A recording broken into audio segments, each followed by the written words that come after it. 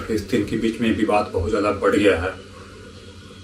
दशकों तक इतने बड़े पैमाने पर गोलीबारी को दोनों देशों के बीच में नहीं देखा गया था। तो चलिए आज की एपिसोड में चर्चा करते हैं कि क्या है इस फसाद की जड़, यहूदी कौन है और क्या है यहूदियों का इतिहास। दरअसल यहूदी धर्म दुनिया के सबसे पुराने धर्म में से एक है। इसकी इतिहास करीब 3000 से लेकर 4000 वर्ष पुरानी है। यहूदी धर्म इस्लाम, ईसाई और बौद्ध धर्म से भी पुराना धर्म है।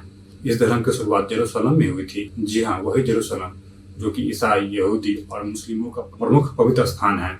इस धर्म की शुरुआत पैगंबर अब्राहम ने की थी। अब्राहम को यहूदी के साथ साथ ईसाई भी देवदूत मानते हैं। अब्राहम के पोते का नाम याकूब था, इसी के एक नाम इजराइल था, जिसपे आगे चलकर यहूदी राष्ट्र का नाम इजराइल पड़ा। और वहीं याकूब के बेटे का नाम यहूदा था।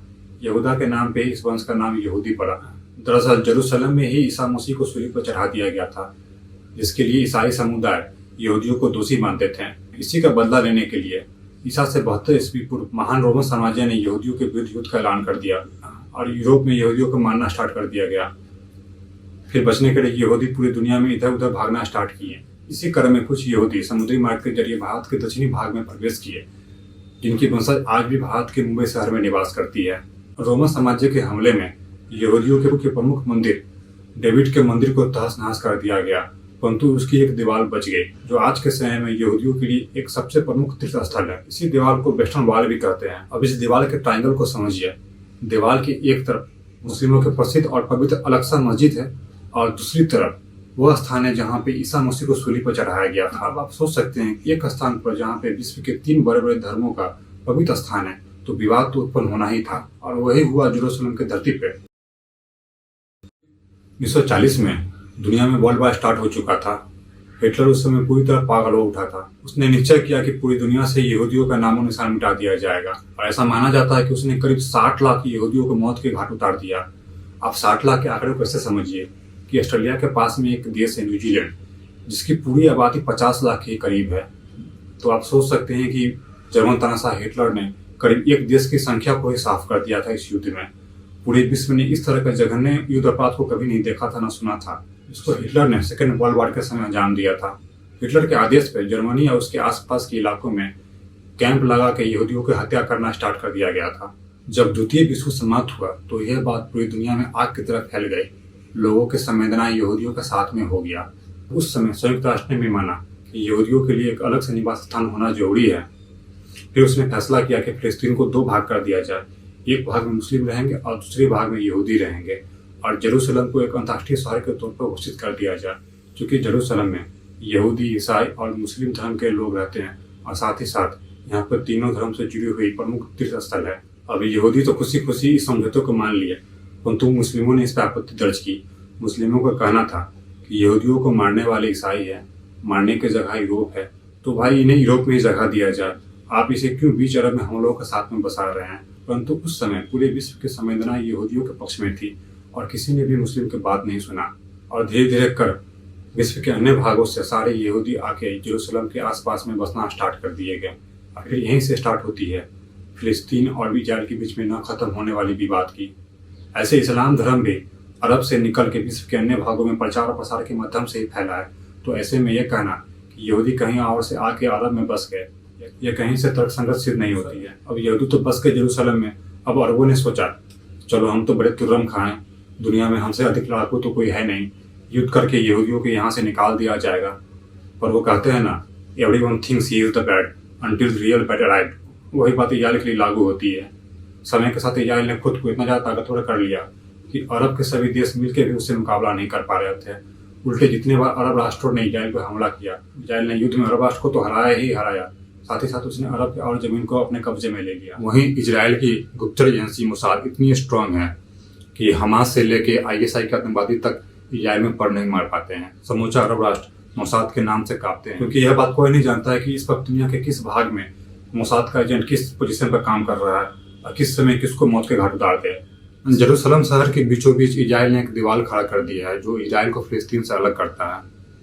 हाल के दिनों में गाजा पट्टी में गोलीबारी काफी तेज हो गई है। इसका अधिक नुकसान फिलिस्तीन को उठाना पड़ रहा है, क्योंकि हमास के द्वारा गाजा पट्टी से दागे जा रहे हैं सभी रॉकेट से लेकर मिसाइल तक इजराइल के आयरन डोम सिस्टम को भेद नहीं पा रहे हैं। चलिए बात गाजा पट्टी को। जानते हैं आखिर गाजा पट्टी क्या है। गाजा पट्टी जमीन के संकीर्ण भाग है जिसकी चौड़ाई 6 से 10 किलोमीटर और लंबाई 45 किलोमीटर है। यहाँ पर मोस्टली अरबी मुसलमान निवास करते हैं और आतंकवादी संगठन हमास द्वारा शासन किया जाता है। हालांकि यह दो तरफ से इजराइल से घिरा हुआ है और पश्चिम में भूमध्य सागर है। इसकी भी जलीय सीमा इजराइल के द्वारा नियंत्रित है।